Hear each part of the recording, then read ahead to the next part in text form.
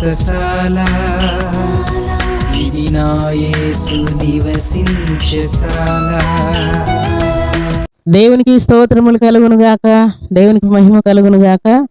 సర్వశక్తిమంతుడు అయినటువంటి దేవాతి దేవుడు మనలందరినీ ప్రేమించి ఆయన ఇచ్చినటువంటి శుభదినాన్ని బట్టి దేవదేవుని స్తుతిస్తూ ఉన్నాను. మీ అందరికీ శుభములు వందనములు తెలియజేస్తున్నాను. ప్రియులారా, ఈ శుభదినాన ప్రతి ఉదయమున బెతెస్దా ఉదయకాల ప్రార్థన ఊటలు అనే కార్యక్రమం ద్వారా దేవుడు మనలందరినీ దర్శిస్తూ ఉన్నాడు. శ్రేష్టమైనటువంటి వాగ్దానములు అనుగ్రహిస్తూ ఉన్నాడు. మనందరి ప్రాణాత్మ దేహములను తెప్పరిలు చేస్తూ ఉన్నాడు. ఈ శుభదినాన్ని కూడా దేవుడు మనకి ఇచ్చినటువంటి లేఖన భాగం చదువుకుందాం. మొదటి దినవృత్తాంత గ్రంథం 28వ అధ్యాయం 9వ వచనాన్ని చదువుకుందాం. సొలొమోనా, నా కుమారుడా, నీ తండ్రి యొక్క దేవుడైన యెహోవా అందరి హృదయములను పరిశోధించువాడును, ఆలోచనలన్నిటినీ సంకల్పములన్నిటినీ ఎరిగినవాడునై ఉన్నాడు. నీవు ఆయనను తెలుసుకొని హృదయపూర్వకముగాను మనఃపూర్వకముగాను ఆయనను సేవించుము. దేవుడి శ్రేష్టమైన మాటలు దీవించి ఆశీర్వదించునుగాక. సర్వశక్తివంతుడైనటువంటి దేవాతి దేవుణ్ణి సేవించాలనుకున్నా, లేక ప్రార్థించాలనుకున్నా, లేక దేవునికి కృతజ్ఞతాస్తుతులు చెల్లించాలన్నా, ఏమి చేయాలన్నా మనఃపూర్వకముగా చేయాలంట. మనస్ఫూర్తిగా చేయాలి, సంతోషంగా చేయాలి. సగము లోకంలో ఉంచుకొని సగము దేవునితో నేను ఉంటాను అని అంటే అది కుదరదు. అందుకని దేవుడు మనకిచ్చినటువంటి మాట ప్రకారం మనఃపూర్వకముగా మనము దేవుని పని చేయాలి.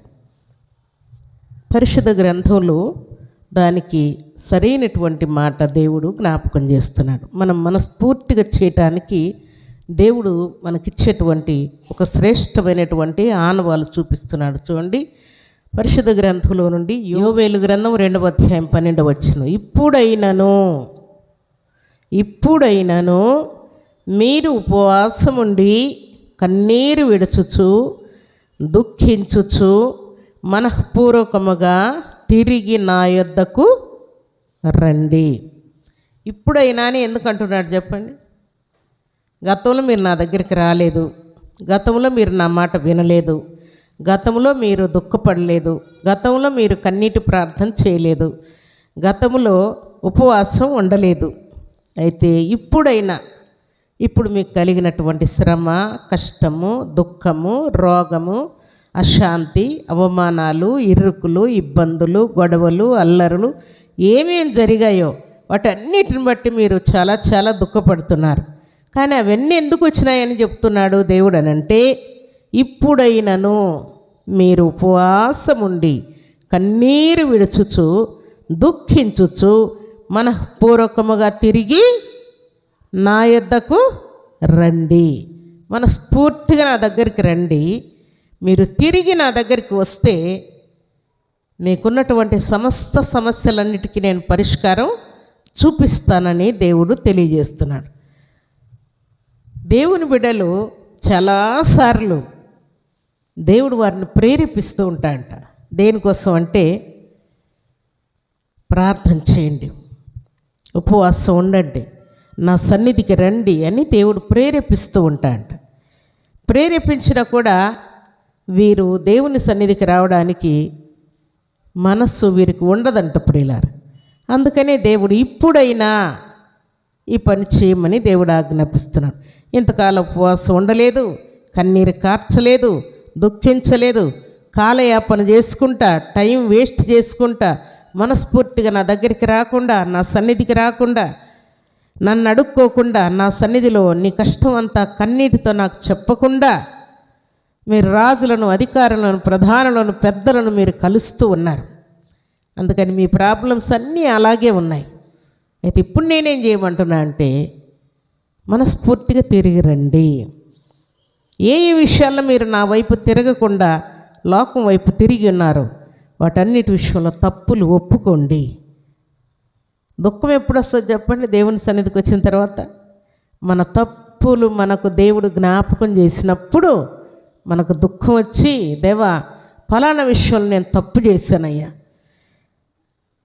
నా పొరపాటును క్షమించు, బుద్ధిహీనంగా మాట్లాడాను, బుద్ధిహీనంగా ప్రవర్తించాను, నా తల్లిని, నా తండ్రిని, లేక నా భర్తను, నా భార్యను, నా కుమారుణ్ణి, నా కుమార్తెను, లేక నా అత్తమామలను, నా దైవ సేవకులను, నా పెద్దలను, నా బంధువులను, నా పై ఆఫీసర్లను అందరినీ నేను మోసం చేసుకుంటూనే వచ్చానయ్యా, నిన్ను కూడా నేను మోసం చేశానయ్యా అని హృదయపూర్వకంగా మన పశ్చాత్తాపంతో దేవుని ఎదుట ఈ మాట పలకాలని దేవుడు జ్ఞాపకం చేస్తున్నాడు. అలాగూ పలికినప్పుడు దేవుడు చేసేటువంటి కార్యం ఏంటంటే, మనము దేవుని వైపు తిరిగిన తక్షణమే దేవుడు మన వైపు తిరుగుతాడంట. ఒకానొక సహోదరి నిమిత్తం నేను ప్రార్థన చేస్తూ ఉంటే, దేవుడు ఇలాగ నిలబడుకొని ఉంటే, ఆమె దేవునికి మనం ఎలాగుండాలి చెప్పండి? దేవునికి ఎదురుగా ఉండాలి కదా మనం. దేవునికి ఆమె వీపు చేసినట్టుగా దేవుడు నాకు చూపించాడు.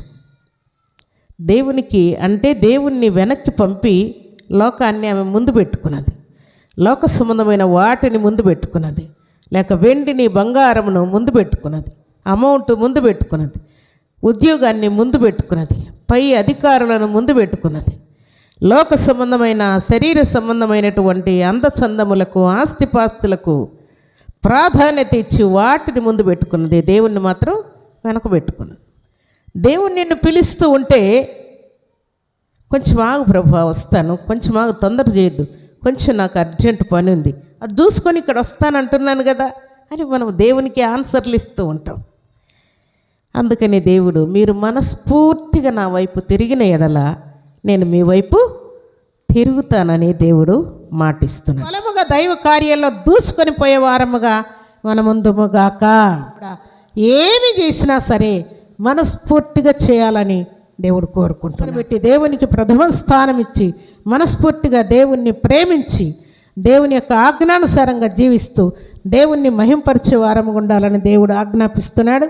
అలాంటి కృపా భాగ్యం సర్వశక్తిమంతుడు అయినటువంటి దేవాతి దేవుడు సర్వసమృద్ధిగా మనందరికీ అనుగ్రహించి ఆశీర్వదించును గాక. ఆమేన్.